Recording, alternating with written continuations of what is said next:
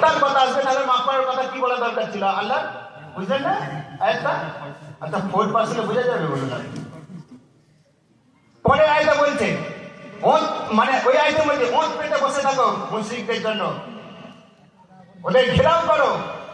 আবার পরে 6 নম্বর আয়াতের মধ্যে সূরা তাওবা 6 নম্বর আয়াতের মধ্যে বলছে ওরা যদি তোমার কাছে আত্মসমর্পণ করে, তোমার কোরআন শোনার জন্য যদি ওরা আগে আসে, ওদের কোরআন শুনতে দাও, তারপর ওদেরকে নিরাপদ জায়গায় পৌঁছে দাও। আল্লাহ যদি হত্যার কথা বলে নিরাপদ জায়গায় পৌঁছে দেওয়ার কথা কেন বলবে বলুন? এটা 4% দ্বারা তো বোঝা সম্ভব নয়। কোরআনে কারীমের প্রত্যেকটা আয়াতের প্রেক্ষাপট আছে, যেটাকে বলা হয় শানে নজুল। কি শানে নজুল আছে, প্রেক্ষাপট, অর্থাৎ কি কারণে আয়াতটা এসেছিল, কি কারণে উদ্দেশ্যটা কি। আচ্ছা, আমি এখানে আপনাদের বক্তব্য দিতে এসেছি, আমার উদ্দেশ্য কি? বক্তব্য দেওয়া। এই কারণটা এসেছি আমি, এটা হচ্ছে কারণ, এটা হচ্ছে উদ্দেশ্য। এই উদ্দেশ্য বাদ দিয়ে, কারণ বাদ দিয়ে উনি কথা বলেছে, এখানে সমস্যা হয়েছে।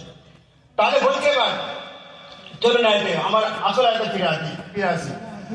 আল্লাহ রাসূল সাল্লাল্লাহু আলাইহি ওয়াসাল্লাম যখন বলতো আমার উপর কোরআন অবতীর্ণ হয়েছে, আমার উপর কোরআন অবতীর্ণ হয়েছে, আবু জেহেলের দলরা, আবু লাহাবের দলরা, ওরা বলতো ইম্পসিবল, এটা তুমি অসম্ভব কথা বলতো, তোমার উপর কোরআন অবতীর্ণ হতে পারে না, কেননা তুমি ইলিটারেট, তুমি নিরক্ষর, তুমি উম্মি, তুমি লেখাপড়া জানো না, তুমি শিক্ষিত মানুষ নন, তুমি কি করে তুমি তোমার উপর আল্লাহ সুবহানাহু ওয়া তাআলা জিবরাইল মারফত কোরআন অবতীর্ণ করতে পারেন? অসম্ভব ব্যাপার।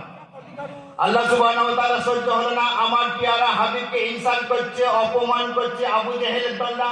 আল্লাহ সুবহানাহু ওয়া তাআলা কোরআনে কারীমের আয়াত অবতীর্ণ করে দিল, ওয়া ইন কুনতুম ফি রাইবিন মিম্মা নাযালনা আলা আবদিনা ফাতু বিসূরাতিন মিন মিসলি ওয়াদউ শুহাদাআকুম মিন দুনিল্লাহ ইন কুনতুম সাদিকিন। আমি আমার বান্দার প্রতি যেটা অবতীর্ণ করেছি, নাযিল করেছি, আলা আবদিনা, আমার রাসূলের প্রতি, আমি আমার বান্দার প্রতি যেটা আমি অবতীর্ণ করেছি, এটা যদি তোমাদের ডাউট হয়, সন্দেহ হয়, আলা আবদিনা ফাতু বিসূরাতিন মিন মিসলি, তাহলে তোমরা এইরকম একটা সূরা নিয়ে আসো, আল্লাহ বলে দিল।